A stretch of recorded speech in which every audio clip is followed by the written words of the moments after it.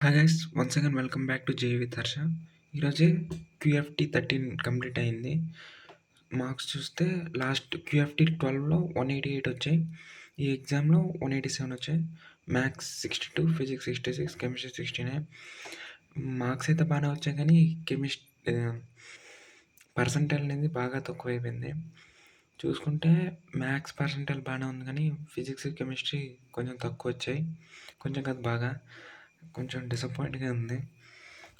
నార్మల్‌గా అయితే క్యూఎఫ్టీ లెవెల్‌లో 204 మార్క్స్ వచ్చాయి. 11 నుండి 12కి వచ్చేసరికి 188కి వచ్చాయి. పేపర్ డిఫికల్టీ కూడా తగ్గిన మార్క్స్ మాత్రం తగ్గిపోయాయి. ఇప్పుడు 187కి వచ్చాయి. పర్సంటైల్ అయితే బాగా డిప్ అయిపోయింది. సో, ఈ 10 డేస్‌లో కొంచెం సీరియస్‌గా ఉండి అది ఇంప్రూవ్ చేసుకోవాలి. క్వెషన్స్ చూస్తే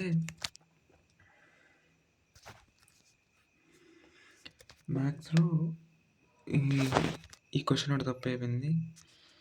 నెక్స్ట్ ఈ క్వెషన్ ట్రయల్ అండ్ ఎర్రర్ ద్వారా చేశాననమాట. లాంబ్డా వాల్యూ ఇక్కడ ఇందులో ట్రై చేస్తే అది నాకు అయినట్టు అనిపించింది. అందుకే అది రాంగ్ అయిపోయింది. నెక్స్ట్ ఇది కూడా డిఫరెన్షియల్ ఈక్వేషన్‌ని పైన కాకుండా ఆప్షన్ డెరివేటివ్ చేస్తే వచ్చేద్దనుకున్నాం. కానీ ఎక్కడో డెరివేటివ్ చేసినప్పుడు మిస్టేక్ చేసినట్టున్నాను. అందుకే రాంగ్ అయిపోయింది.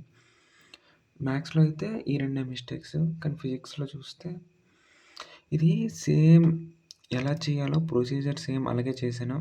కానీ క్యాలిక్యులేషన్ చేయడం ఎందుకు ఫస్ట్ 1 చూసి 1 వచ్చేద్దని ఓవర్ కాన్ఫిడెన్స్‌తో అంటే 2/1.7 - 1 అని వస్తది. ఇంటూ 100% దాన్ని 11 వస్తదని ఒక కాన్ఫిడెన్స్‌తో పెట్టేసాను. అది రాంగ్ అయిపోయింది. నెక్స్ట్ ఈ క్వెషన్ ఒకటి అంటే స్ట్రైక్ అవ్వలేదు. T/2 అంటే ఇప్పుడు మనం మళ్ళీ ఇక్కడ ఫేజర్ డయాగ్రామ్ ద్వారా చేయాలని. నెక్స్ట్ ఈ క్వెషన్ ఒకటి రాంగ్ అయిపోయింది. 1/2 వచ్చింది. అంటే 1/2 × 10⁻⁻5 ఇలా మీటర్స్ వచ్చింది. నేను 0.5 అనుకోను. 0.5 ఆన్సర్ వచ్చింది. అది పెట్టాను కానీ అది రాంగ్. నెక్స్ట్ ఇది ఒకటి రాంగ్. చాలా డిఫరెంట్‌గా ఉంది క్వెషన్ మాత్రం. ఎప్పుడూ ఇలా చూడలేదు.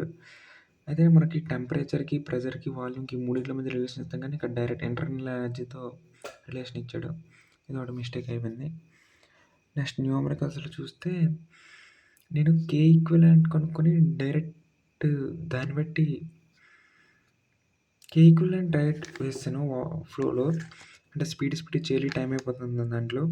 కానీ ఒరిజినల్‌గా అయితే అక్కడ యాంగులర్ ఫ్రీక్వెన్సీ అడిగాడు. కొంచెం క్వెషన్ సరిగ్గా చూసుకొని అయితే సరిపోదును. కానీ యాంగులర్ ఫ్రీక్వెన్సీ అడిగితే కే ఈక్వివలెంట్ వేసాం. అది మిస్టేక్ అయిపోయింది. నెక్స్ట్ ఈ క్వెషన్ ఒకటి తప్పు అయిపోయింది. కెమిస్ట్రీలో చూస్తే ఇది అప్పటికే కొంచెం ఇది చదివినా కెమిస్ట్రీ మర్చిపోతుంటాం కదా! దేనికి ఇదని కన్‌ఫ్యూజన్ వచ్చింది. ఒకసారి అన్ని ఆప్షన్స్ చూసేసరికి ఆ కన్‌ఫ్యూజన్‌లో పెట్టేసరికి అది రాంగ్ అయిపోయింది. నెక్స్ట్ ఈ క్వెషను ప్రాక్టికల్ ఆర్గానిక్ కెమిస్ట్రీని మాత్రం అస్సలు నెగ్లెక్ట్ చేయకూడదు. నెక్స్ట్ ఈ క్వెషన్ ఒకటి. నెక్స్ట్ ఈ క్వెషన్. నెక్స్ట్ కెమిస్ట్రీలో అయితే ఈ 5 క్వెషన్స్ ఇన్‌కరెక్ట్ అయ్యాయి. ఇది ఓవరాల్‌గా ఈ క్యూఎఫ్టీ 13లో నేను చేసిన మిస్టేక్స్. దీని ద్వారా మార్క్స్ అనేవి చాలా తగ్గిపోయాయి. మార్క్స్ అంత తగ్గిపోయినా పర్సెంటేజ్ మాత్రం చాలా తక్కువ వచ్చింది పేపర్‌కి. చూడాలి. టైమ్ అనాలిసిస్ చూస్తే మ్యాథ్స్ అనేది 90 మినిట్స్ అంటే ప్రతి ఎగ్జామ్‌లో ఎలా అవుతుందో యావరేజ్‌గా అలాగే అయింది.